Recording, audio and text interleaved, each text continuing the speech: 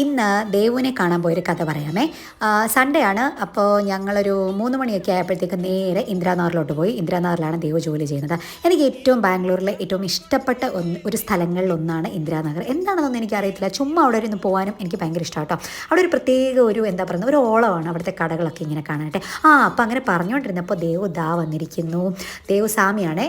അപ്പോൾ അവൻ നാട്ടിലോട്ട് പോവാണ്. അപ്പോൾ അതുകൊണ്ട് 2-3 കാര്യങ്ങൾ പറയാനും പിന്നെ നാട്ടിലോട്ടുള്ള 2-3 സാധനങ്ങൾ കൊടുക്കാനും ഉണ്ടായിരുന്നു. അതിന് വേണ്ടിയിട്ടാണ് ഞങ്ങൾ അവനെ കാണാൻ വേണ്ടി പോയത്. അങ്ങനെ വീഡിയോ ഒക്കെ എടുക്കുവാണെന്ന് പറഞ്ഞപ്പോഴത്തേക്ക് ചേട്ടന്മാരൊക്കെ റെഡിയായിട്ട് നിന്നു. പിന്നെ പതിവ് പോലെ തന്നെ അവരുടെ സംസാരം അങ്ങോട്ട് തുടങ്ങി. എന്താണ് സംസാരിക്കുന്നതെന്ന് ചോദിച്ചു കഴിഞ്ഞാൽ എനിക്ക് തന്നെ അറിയത്തില്ല. ഞാൻ ചുമ്മാ ഇങ്ങനെ പോസ്റ്റ് അടിച്ച് ഇങ്ങനെ കേട്ടുകൊണ്ടിരിക്കുകയെന്ന് മാത്രമേ ഉള്ളൂ.